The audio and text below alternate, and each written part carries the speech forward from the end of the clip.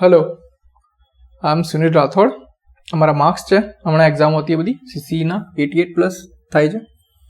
SSC CGL પ્રિલિમ્સમાં 48 50માંથી maths રીઝનિંગની વાત કરું છું। સિલેક્શનમાં બી 48 50માંથી પ્રીમાં 2 વખત આવી ચૂકેલા છે આઈ થિંક, અને આરઆરબી એનટીપીસીમાં 67 70માંથી હતા મેથ્સ રીઝનિંગની અંદર, અને આરઆરબી એનટીપીસીમાં રેલવેમાં બધી જોબ પર હું સિલેક્ટ થઈ ચૂકેલો છું।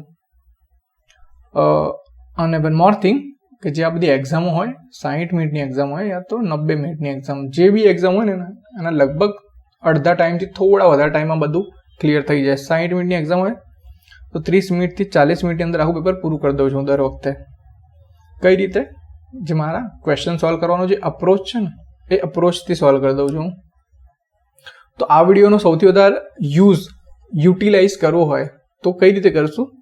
તો સૌ પ્રથમ ક્વેશ્ચન ચાલુ થશે ત્યાંથી ક્વેશ્ચન જોવાનું, વિડીયો પોઝ કરવાની, ખુદ ટ્રાય કરજો, અને સોલ્યુશન તમારું આવી જાય યા ના આવે એ પછી પ્લે કરીને મારો વિડીયો જોજો, હું કઈ રીતે પેપરને અપ્રોચ કરું છું, બરોબર? એ તમે જોજો, એ પરથી તમને આઈડિયા આવશે કે કઈ રીતે એકદમ ઇઝીલી કેલ્ક્યુલેશન કર્યા વગર બી પેપર સોલ્વ થઈ જાય છે, બરોબર?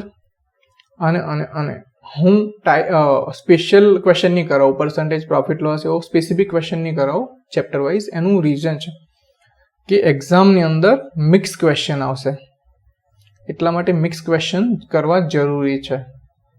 પ્લસ માન લો કે હું પ્રોફિટ લોસ જેવું ચેપ્ટર શીખવાડું, બરોબર? એની અંદર માન લો કે 45 ટાઈપ્સના ક્વેશ્ચન હોય, 45 ટાઈપમાંથી 17 થી 18 ટાઈપ તો એવા જ હશે જે આઉટડેટેડ હશે, જેનો કોઈ મતલબ જ નથી, જે ક્વેશ્ચન પૂછતું જ નથી, બરોબર? એક્ઝામમાં જે ક્વેશ્ચન પૂછાવો જોઈએ ને એ એમાં હોતા જ નથી। તો એના કારણે હું શું કરીશ કે હાલ જે રિસન્ટ એક્ઝામ થઈ છે જેના સારા મતલબ ક્વેશ્ચન હોય, યા તો ઓલમોસ્ટ બધા ક્વેશ્ચન એ કરાવીશ તો તમને આઈડિયા આવશે કેવા ક્વેશ્ચન પૂછાય છે, એને કઈ રીતે સોલ્વ કરે એ આઈડિયા આવશે। એટલા માટે હું પહેલાં ક્વેશ્ચન પોઝ કરવાનું, પછી પ્લે કરશો, પછી જોજો હું કઈ રીતે સોલ્વ કરું છું। થોડું સ્પીડમાં લાગશે જેવું કરાવીશ, કારણ કે હું ક્વેશ્ચનની પ્રેક્ટિસ કરાવું છું, હું કોન્સેપ્ટ નથી શીખવાડતો, એટલા માટે સ્પીડ વધારે હશે। અને મારા તરફથી એક ગેરંટી છે કે હું આઈ થિંક મારું પ્લાનિંગ એવું છે 10,000+ ક્વેશ્ચન કરાવીશ મેથ્સ રીડિંગના, અને જે વ્યક્તિ 10,000+ ક્વેશ્ચન મારી સાથે કરશે પ્લસ અલગથી 100 ક્વેશ્ચન ઘરે પ્રેક્ટિસ કરશે, 100 ક્વેશ્ચન મેથ્સના, 100 ક્વેશ્ચન રીઝનિંગના, બરોબર? આટલું કરી લેશો ને, સ્ટાર્ટિંગમાં નહીં ખાવું પડે, ધીરે ધીરે ખાવું પડવા માંડશે કે હું શું કરી રહ્યો છું, બરોબર? આ 10,000+ ક્વેશ્ચન મારા પ્લસ તમારા અલગથી 100 ક્વેશ્ચન રોજના કરશો તો આઈ બિલીવ કે 6 મહિનાની અંદર એક્ઝામ આવવાની છે, તેમાં 100માંથી તમે 80 થી 90 માર્ક્સ સ્કોર કરી શકશો। મારા તરફથી તો એ જ છે કે જો તમે કમ્પ્લીટ ધ્યાન આપશો તો 90 અથવા 90થી પ્લસ જવામાં કંઈ જ વાંધો નથી। 100 માર્ક્સનું પેપર હોય તો એ રીતે, જે કોન્સ્ટેબલનું 60 માર્ક્સનું પેપર હોય તો સમજી લેવાનું 50+ એ રીતે, બરોબર? તો હવે ક્વેશ્ચન ચાલુ કરીશ। Thank you. ક્વેશ્ચન 1 કે નીચેની જે આકૃતિઓ છે એમાં કઈ આકૃતિ ક્વેશ્ચન માર્ક્સની જગ્યાએ આવશે, બરોબર? આ ટાઈપનો ક્વેશ્ચન હોય તો હંમેશા જે આ લાઈન હોય ને, આ લાઈન મિરરની જેમ કન્સિડર કરવાની, બરોબર? એ તો મને જોઈ લેવાનું આ લાઈન હશે કાં તો આ લાઈન હશે, અકોર્ડિંગ ટુ ફિગર તમારે ડિસાઇડ કરવાનું રહેશે કે મિરરની જેમ એને ટ્રીટ કરવાની। તો અહીંયા એ ખબર પડે છે, તો અહીંયા આ લાઈન આ રીતની હશે, અહીંયા ટચ થતી, અને આ જે નીચે મતલબ આ લાઈનથી જે આ 2 લાઈનો આમ જાય છે, આમ પાછળની બાજુ એ રીતે જશે। ક્યાં સુધી જશે? તો અહીંયાથી એક લાઈન લાંબી થઈ છે ત્યાં સુધી જશે। તો એ રીતની ફિગર શોધવાની રહેશે ડાયરેક્ટ, બરોબર? તો અહીંયા આ લાઈન અહીંયા ટચ હોવી જોઈતી હતી, તો પહેલી ફિગરમાં તો ટચ જ નથી, તો એ તો આવશે જ નહીં। ઓપ્શન નંબર બી માં તો કંઈક અલગ જ છે, કેન્સલ કરી દો। ઓપ્શન નંબર ડીમાં એ બી કંઈક વિચિત્ર ફિગર છે, કારણ કે અહીંયાથી આ લાઈન એ રીતે આવશે જ નહીં, એની કોઈ જરૂર નથી, અહીંયા અડી હોવી જોઈએ, તો આ નહીં આવે। હવે ઓપ્શન નંબર સીમાં આ ફિગર અહીંયા એ રીતની દોરેલી છે કે વચ્ચેથી કંઈક મિસિંગ હોય એવું લાગે છે। જો ખરેખર એક્ઝામની અંદર મિસિંગ હોય તો જવાબ 3 આવશે, અને એક્ઝામની અંદર કદાચ મિસિંગ નથી અને પ્રિન્ટિંગ મિસ્ટેક હતી તો option number C as answer આવશે. લાઈન બી થોડી ટેડી લાગે છે, બરોબર. એ જ રીઝન છે, કદાચ મિસિંગ હશે તો જવાબ નહીં આવે. ખબર પડી? Next question, question number 2. Embedded ફિગરનો ક્વેશ્ચન છે, છુપાયેલી આકૃતિ. તો આ ક્વેશ્ચન ફિગરમાં કઈ આકૃતિ છે આમાંથી છુપાયેલી હશે? તો પહેલી આકૃતિ નહીં આવે કારણ કે આ લાઈન છે. આમાં એક વસ્તુ ખાસ યાદ રાખજો કે ઓપ્શન એલિમિનેશનથી જજો. ઓપ્શન એલિમિનેશનથી કન્ફ્યુઝન દૂર થઈ જશે. આ બીજી નંબરની ફિગર નહીં આવે કેમ કે આડી લાઈન અહીંયા ઉપર ક્યાંય આપી નથી, બરાબર. અહીંયા આમ હોત તો થઈ ગયું હોત પણ એમ નથી. પછી આ ફરી આડી લાઈન એટલે ઓપ્શન 3 બી નહીં આવે. ઓપ્શન 4 આપણો આન્સર છે. બતાવી દો કઈ જગ્યાએ. અહીંયાથી ચાલુ થશે, આમ થશે, આ રીતે એમ. Easy question. ઓપ્શન 4 કઈ જગ્યાએ? 3 નંબરમાં. 3 નંબરમાં ઓપ્શન 4 છે. એ રીતે જવાબ ટીક કરજો, ભૂલ ના કરતા. Next question, question number 3. આ ક્વેશ્ચનમાં મને બી થોડી કન્ફ્યુઝન છે. શાકભાજી પંખો અને ઘર વચ્ચે શ્રેષ્ઠ સંબંધ દર્શાવે છે કઈ ફિગર? તો એક તો ઓપ્શન એલિમિનેશનથી ઓપ્શન નંબર 2 નહીં આવે. ઘરની અંદર શાકભાજી પંખો હોઈ શકે, ઘરની બહાર બી હોઈ શકે, ઓફિસમાં બી હોય, શાકભાજીની દુકાને હોય. તો option number according to me આ બી નહીં આવે. હવે 1 અને 3 ઓપ્શનો મને કન્ફ્યુઝન છે, બરોબર. હું આન્સર નથી કરતો ક્વેશ્ચનનો. અકોર્ડિંગ ટુ મી આ બી આવી શકે કારણ કે ઘર જોડે શાકભાજી પંખો રિલેશનમાં છે બી ખરા અને નથી બી ખરા, પણ according to me answer number 1 proper હશે કારણ કે શાકભાજી પંખો અને ઘર જોડે ડાયરેક્ટ રિલેશન કોઈ નથી. ખબર પડી? મમ્મી પપ્પા અને છોકરું એ રિલેશન કેવો છે એકદમ ખબર છે કે મમ્મી અને પપ્પા જોડે રિલેટેડ છે છોકરું, પણ આમે એવું કંઈ ડાયરેક્ટ રિલેશન નથી. હાથી સૂંઢ રિલેટિવ છે, રિલેટિવ એકબીજા સાથે રિલેશન ધરાવે છે, બરોબર. રાજ્ય દેશ એ ટાઈપના જોયા હશે, પણ આમાં એટલું ક્લિયર નથી. તો બી ચેલેન્જ કરી શકાય આ ક્વેશ્ચનને. Question number 4. જ્યારે બી આ ક્વેશ્ચન આવે સિલોલિઝમનો તો ફિગર દોરી દેવાની. બધા પિસ્તા એ બદામ છે. બધા પિસ્તા હતા એ શું છે? બદામ, બી. અને બધા બાદામ એ અંજીર છે. સિમ્પલ છે એકદમ, બધા અંજીર છે. બસ આવું ફિગર પર જોઈને આન્સર આપવાના. બધા પિસ્તા એ અંજીર છે. આ જે બધા પિસ્તા છે એટલે અંજીરની અંદર આવે છે, તો હા અંજીરની અંદર આવે છે. કેટલાક અંજીર એ પિસ્તા છે, તો જે અંજીર અહીંયા આવશે આ ભાગમાં એ તો પિસ્તા છે જ, તો એ બી સાચું છે. તો તારણ 1 અને 2 બંને અનુસાર છે. એ રીતનો જવાબ આવશે. આ ક્વેશ્ચન 200-300 ક્વેશ્ચન પ્રેક્ટિસ કરવા પડશે, ભૂલ નહીં થાય. Next question. નીચેના વન મોર થિંગ, જ્યારે સેન્ટ્રલની એક્ઝામ હોય છે ને તો ઇન્સ્ટ્રક્શન વાંચીએ નહીં તો ચાલી જાય, પણ ગુજરાતની એક્ઝામમાં એ લોકોએ ઇન્સ્ટ્રક્શનમાં આપેલું હોય છે જે બી હોય, એટલે ખાસ કરીને ગુજરાતની એક્ઝામમાં ઇન્સ્ટ્રક્શન વાંચજો આ ટાઈપના એનાલોજીના ક્વેશ્ચનમાં. મેં ભૂલ કરી છે, એક્ઝામમાં નતા વાંચે. તો પછીથી આવતી અવિભાજ્ય સંખ્યા વડે ગુણો. તો 10 પછી અવિભાજ્ય સંખ્યા 11 આવે, એ 2 પછી અવિભાજ્ય સંખ્યા 3 આવે, 3 તો 6, જવાબ 1 ખતમ. અમુક લોકોએ ભૂલ કરી હશે કે 3 પછી 4 આવશે, 3 × 4 = 12, લેકિન 4 એક અવિભાજ્ય સંખ્યા નથી, બરોબર. અવિભાજ્ય સંખ્યાઓ તમારે યાદ રાખવાની રહેશે 1 થી 200 સુધી. કંટાળો આવશે પણ યાદ કરી લેજો, બધી એક્ઝામોમાં ફાયદો થશે કારણ કે આ એનાલોજીમાં બી આવશે, પ્લસ સિરીઝમાં બી આવશે, નંબર સિરીઝમાં, અને ક્વેશ્ચન બી ડાયરેક્ટ પૂછાતા હોય છે એના ઉપર, એટલે 1 થી 200 યાદ રાખી લેજો. Question number 6. પેલો ક્વેશ્ચન છે માહિતીવાળો, ઠીક છે, ડેટા સફિશિયન્સી. તો સાંકેતિક ભાષામાં કેન કેવી રીતે લખાય હવે જોઈ લો. Should do that should do. કેનનું ક્યાંય કોઈ જિક્ર થયેલો છે આમાં? કોઈ વાત થયેલી છે કેનની કોઈ જ વાત નથી, તો આપણને ખબર પડવાનું બી નથી. તો ન તો વિધાન 1 કે ન તો વિધાન 2 પર્યાપ્ત છે ડાયરેક્ટ આન્સર. કેનની કોઈ વાત જ નથી તો ખબર ક્યાંથી પડશે, બરોબર. Next question, question number 7.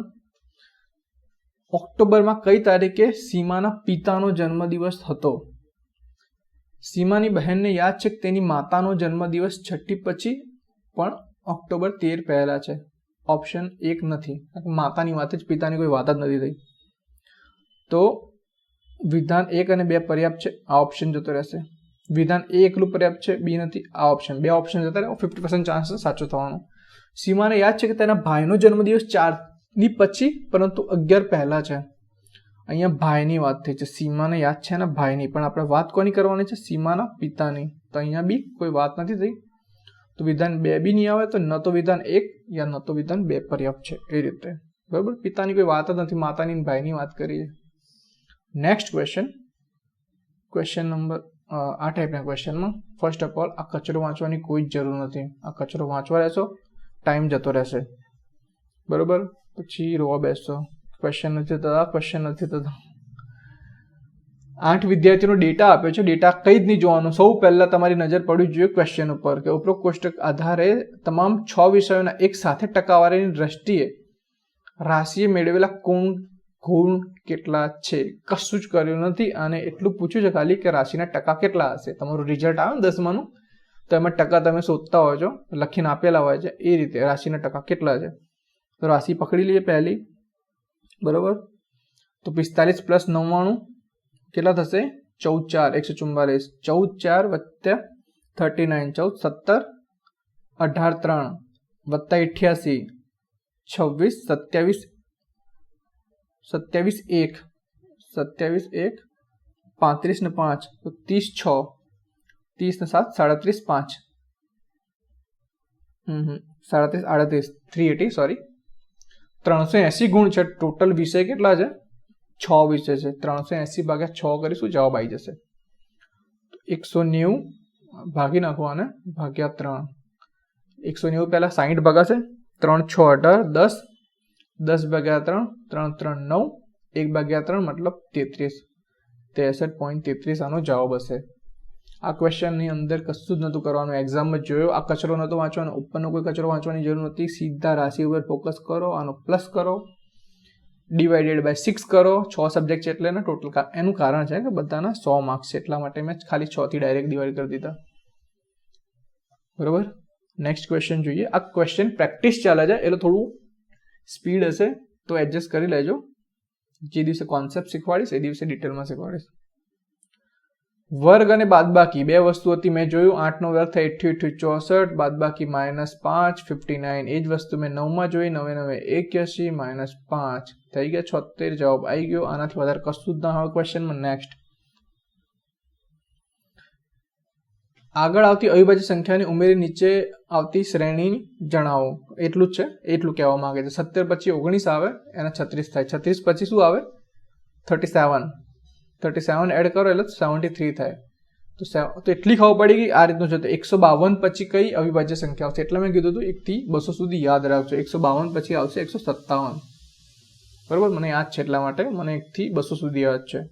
તો ડાયરેક્ટ 309 જવાબ ખતમ. ક્વેશ્ચન આટલી ખબર હોય તો. Next question number 11. નીચેનું કોષ્ટક આ બધું વાંચવા નહીં રહેવાનું. બરોબર, ઠીક છે. Direct question. ઉપર આપેલા કોષ્ટકના આધારે કયા રાજ્યમાં ગરીબી રેખા નીચેની વસ્તીની ટકાવારી સૌથી વધુ હશે? હવે આ ક્વેશ્ચન મેં જોયો એક વખત.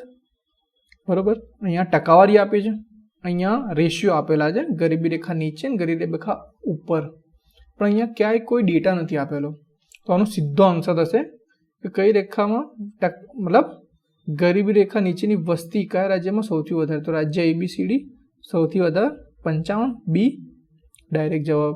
ડેટા આપેલો હોત તો અલગ થાત, પણ ડાયરેક્ટ છે એટલે ડાયરેક્ટ બી જવાબ. Question number 12. નીચેનામાંથી કઈ જોડી ફક્ત પછીની આવતી અવિભાજ્ય સંખ્યા વડે? ડાયરેક્ટ તમારી નજર આટલા પડવી જોઈએ. ફક્ત પછીની અવિભાજ્ય સંખ્યા. તો 9 પછી અવિભાજ્ય કઈ આવે? 11. 11 9 99. એ રીતે જવાનું. અને યુનિટ ડિજિટ થઈ જશે. 16 પછી 17 આવે તો 7 6 42. અહીં 2 આવો જતો તો નથી, આ ઓપ્શન નહીં હોય. 12 પછી 13 આવે, 3 દૂ 6 હોઈ શકે, પણ 12 ગુણ્યા 13 કરશો ને તો 156 આન્સર આવશે. આ કઈ રીતે લાવ્યો? 12 નો સ્ક્વેર 144 વત્તા 12 કરશો એટલે 56 થઈ જશે. તો આ ઓપ્શન બી નહીં આવે. 19 પછી કયો આવે? અવિભાજ્ય સંખ્યા 23 આવે. તો 9 તરી 27 નો 7 આવે. આ ઓપ્શન બી નહીં. Only option number 4 is the answer. 17 પછી 19 9 7 63 3 યુનિટ ડિજિટ પૂરું ખતમ. એ પછી ક્વેશ્ચન નંબર 13. વર્ગ અને બાદ બાકી બે વસ્તુ જોવાની છે. 7 નો વર્ગ કેટલો થાય? 7 × 49 અને બાદ બાકી -7 તો 42. એ રીતે 7 નો સ્ક્વેર -7 છે 42. એની જગ્યાએ આ બી કહી શકીએ 7 × 6 તો બી થઈ જશે 7 × 6 42. તો 9 8 72, 8 7 56 આવવા જતા 57 છે, 5 4 20 આવવા જતા 25 છે, 7 6 42 આવવા જતા 60 છે. બરોબર. ઓનલી ઓપ્શન નંબર 2 સેટિસ્ફાય થશે. નેક્સ્ટ, માત્ર બાદબાકીની પદ્ધતિનો ઉપયોગ કરવાનો, બસ બીજું કશું જોવાનું નહીં, આટલું જ, ખતમ. 31 માંથી 7 જાય, 34 માંથી 7 જાય, 27 માંથી 7 જાય, 20 માંથી બસ એક બે વખત જોઈ લીધું જે ડાયરેક્ટ 13 માંથી 7 જાય તો 6. આ રીતે ખતમ કરશે ક્વેશ્ચન. Question number 15. બહુ બધા ક્વેશ્ચન આ ટાઈપના આવી ગયા. ડાયરેક્ટ ભાગાકાર જોવાનો, ભાગાકારનો મતલબ ડી છે તો અહીંયા 5 આવશે. એ પછી ગુણાકાર, એનો અર્થ ગુણાકાર છે, અહીંયા 25 આવશે. સી નો મતલબ સરવાળો છે, ના બી નો મતલબ સરવાળો છે તો અહીંયા સરવાળો આવશે 10 અને સી નો મતલબ માઇનસ છે. 25 માંથી 10 જાય તો 15 ને 5 20, પણ ઓપ્શનમાં ક્યાંય 20 આપેલો નથી તો મતલબ કોઈ ઓપ્શન નહીં. આ ક્વેશ્ચનને તમે ચેલેન્જ કરી શકશો. બરાબર. Next question. નીચેનામાંથી કઈ વેન આકૃતિ સિંહ, આકાશ અને ભીંડા સાથેનો શ્રેષ્ઠ સંબંધ દર્શાવે છે? Option number 3. કારણ કે સિંહની અંદર ભીંડા નથી ને આકાશની અંદર ભીંડા નથી, એ રીતે ઓપ્શન નંબર 1 નહીં આવે. સિંહ અને આકાશ કોઈ રીતે જોડાયેલા નથી, ભીંડા અને આકાશ બી કોઈ રીતે જોડાયેલા નથી તો આ ઓપ્શન બી બી નહીં આવે. સિંહની અંદર આકાશ કે ભીંડા નથી, આકાશની અંદર સિંહ કે ભીંડા નથી, ભીંડાની અંદર સિંહ કે આકાશ નથી, એટલે ઓપ્શન નંબર 4 બી નહીં આવે. ઓનલી ઓપ્શન નંબર 3 સેટિસ્ફાય કરશે, બીજો કોઈ ઓપ્શન નહીં આવે. Next question. નીચેનામાંથી કયો વિકલ્પ આકૃતિમાં પ્રશ્ન ચિહ્નના સ્થાને આવશે? રોટેશનની મંજૂરી નથી. આ ટાઈપની આકૃતિ ના પૂછાય, પણ ખબર નહીં કેમ પૂછી લીધું છે આ લોકોએ, કેમ કે આ જે છે ને લાઈન એ ના હોવી જોઈએ ખરેખર યુનિફોર્મ આકૃતિ માટે. બરાબર. મોસ્ટલી તો આ જે લાઈન હશે ને એની મિરર ઇમેજ કાં તો વોટર ઇમેજ થઈ જશે, એનાથી ક્વેશ્ચન થઈ જશે, પણ આ લાઈનના લીધે પ્રોબ્લેમ થશે. બરાબર. ઓપ્શનથી કરીશું આ ક્વેશ્ચન. ઓપ્શન નંબર 1 કોઈ મતલબ જ નથી, કારણ કે અહીંયા આ રીતે ખૂણા ટચ કરવો જોઈએ, આ રીતે આ રીતે આ રીતે. અહીંયા એવું કંઈ છે નહીં, આ નહીં આવે, આ બી નહીં આવે. ઓપ્શન નંબર 2 અને 4 તો સાદી આકૃતિ હોત તો ઓપ્શન નંબર 2 આવી ગયો હોત, પણ અહીંયા ઉપર લીટી છે તો એને યુનિફોર્મ ફિગર બનાવવા માટે અહીંયા બી આપણે આલી લીટી રાખવી પડશે, તો ઓપ્શન નંબર 4 આવશે આની અંદર. આ ક્વેશ્ચન હોવો નહોતો જોઈતો પણ આવી ગયો છે. બરોબર. આ રીતે થશે. ઓપ્શન નંબર 4 ઓપ્શન નંબર 4 માં જ છે તો આન્સર 4 આવશે. Question number 18.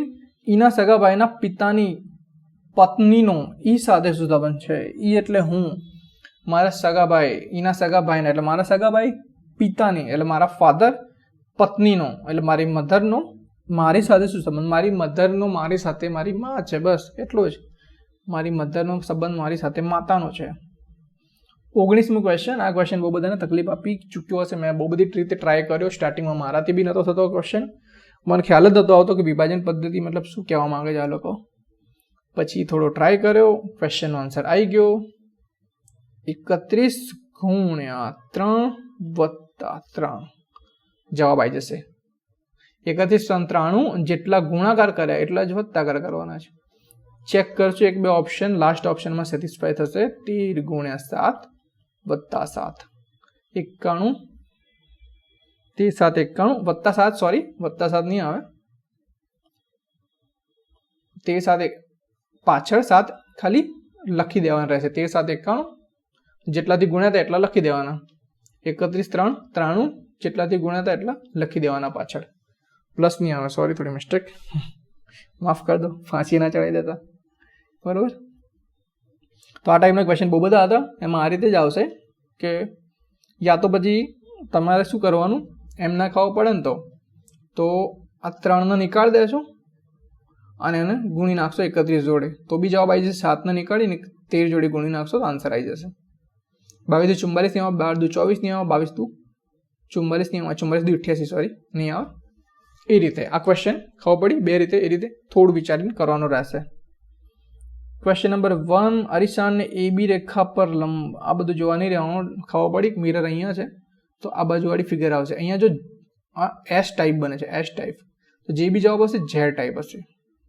બરાબર. મેં જોઈ લીધું બધા જે ટાઈપ છે. પહેલાં તો એરોને સોલ્વ કરીશું. એરો આમથી આમ બહારની બાજુ જવું જોઈએ, અંદર જવું જોઈએ. એરો આપ્યું જ નથી તો ઓપ્શન નંબર 2 અને 4 નીકળી જશે. ઓપ્શન નંબર 1 અને 3ની અંદર અહીંયા ઝેડની ઉપર જે ટપકું છે અહીંયા એ નથી આપ્યું, જ્યારે કે ઓપ્શન નંબર 3માં આપેલું છે. તો ઓપ્શન નંબર 3 આપણો આન્સર થશે. That's it. બસ આ રીતે જોડેલા રહેજો, ક્વેશ્ચન કરતા રહેજો, પોઝ કરીને